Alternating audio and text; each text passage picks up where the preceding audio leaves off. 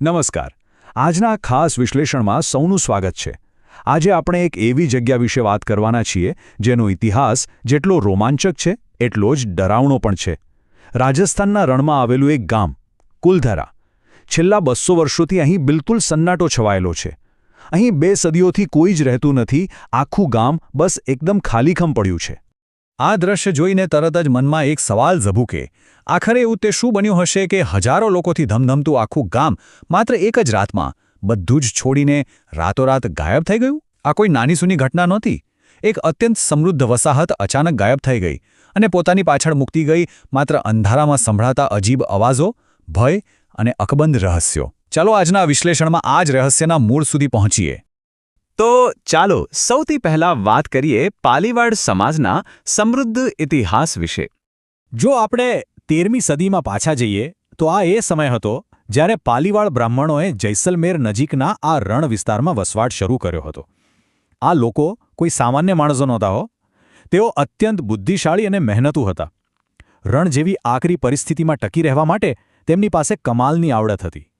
ખેતી, અદ્યતન જળ વ્યવસ્થાપન કે પછી વેપાર, આ તમામ ક્ષેત્રોમાં તેઓ અદ્ભુત રીતે નિષ્ણાત હતા. એમનું એન્જિનિયરિંગ ખરેખર દાદ માંગી લેવું હતું. વિચારો, રણ વિસ્તાર હોય જ્યાં વરસાદ માંડ પડતો હોય ત્યાં પણ આ લોકોએ પોતાની જળ વ્યવસ્થાપનની સિસ્ટમથી સફળ ખેતી શક્ય બનાવી હતી.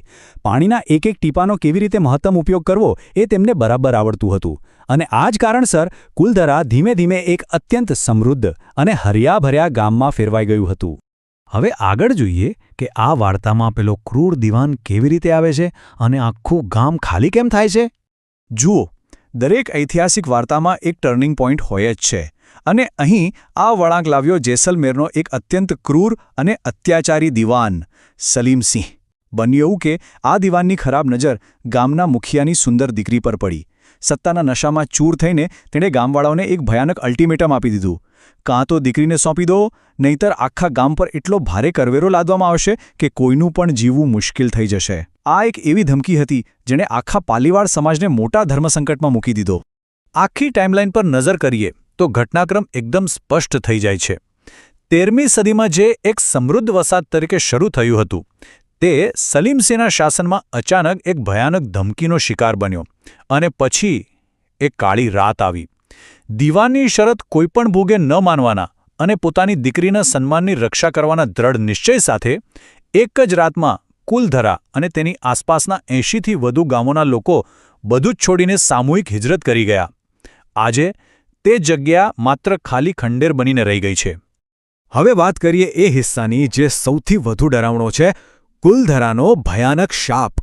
રાતોરાત હજારો લોકો તો ચાલ્યા ગયા, પરંતુ જતાં જતાં તેઓ એક એવો શાપ આપતા ગયા જેણે આ જમીનનો ઇતિહાસ હંમેશા માટે બદલી નાખ્યો. એમણે કહ્યું, અહીં ફરી ક્યારેય કોઈ વસવાટ નહીં કરી શકે. પોતાના હાથે બનાવેલા, જીવથી વહાલા ઘરને છોડતી વખતે એમના મનમાં કેટલો ક્રોધ અને દુઃખ હશે એ સમજી શકાય છે. અને સૌથી મોટું આશ્ચર્ય તો એ છે કે આજે 200 વર્ષ પછી પણ આ શાપ સાચો પડતો દેખાઈ રહ્યો છે.